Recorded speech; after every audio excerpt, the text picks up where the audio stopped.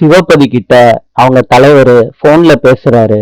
மறக்காம வேலையும் நம்ம கட்சி ஆபீஸுக்கு கூட்டிட்டு வந்துரு அப்படின்னு சொல்றாங்க. சிவபதியும் போனை கட் பண்ணிட்டு வேலைக்கிட்ட சொல்றாரு. சிவபதி, இந்த இடைத்தேர்தல்ல மாத்திரம் நம்ம ஜெயிச்சிட்டோம்னு வச்சுக்க, எனக்கு ஒரு பதவியை கொடுத்துட்டு உனக்கு கட்சி தலைவர் பதவிய கொடுத்துருவாரு நம்ம தலைவர். வேலு சொல்றாரு, அப்பா என்ன மன்னிச்சிருங்கப்பா, எனக்கு அரசியலே வேண்டாம்ப்பா. சிவபதி சொல்றாரு, நீயே ஒரு நாள் யோசிச்சு முடிவெடுவேலு. சிவபதி கேக்குறாரு வேலு கிட்ட கொஞ்ச நேரத்துக்கு அப்புறம், என்ன வேலு முடிவு பண்ணிருக்க?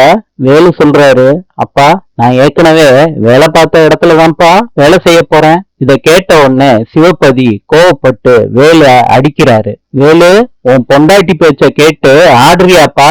வேலு, நீ கட்சி வேலைக்கு வர்றதா இருந்தா நீயும் உன் பொண்டாட்டியும் இந்த வீட்டுல இருக்கலாம், இல்லாட்டி இப்பவே இந்த வீட்டை விட்டு வெளியே போடா. சக்தி ட்ரெஸ் எல்லாம் பேக் பண்றாங்க. வேலு சொல்றாரு, அப்பா என்ன ஆசீர்வாதம் பண்ணுங்கப்பா. சிவபதி சொல்றாரு, அடச்சி எந்திரா. சக்தி, என் பிள்ளைய என்கிட்ட இருந்து பிரிச்சு கூட்டிட்டு போறல்ல, நீ நல்லாவே இருக்க மாட்டா சக்தி. நீங்க 2 பேரும் வெளியே போய் 5க்கும் 10க்கும் கஷ்டப்பட்டு என்கிட்டதான் திரும்பி வருவீங்க. பரஞ்சோதி மருமகளுக்கும் மகனுக்கும் ஆசீர்வாதம் பண்ணி அனுப்பி வைக்கிறாங்க. 2 பேரும் வீட்டை விட்டு வெளியே போறாங்க கவலையோட. நாளை சந்திப்போம்.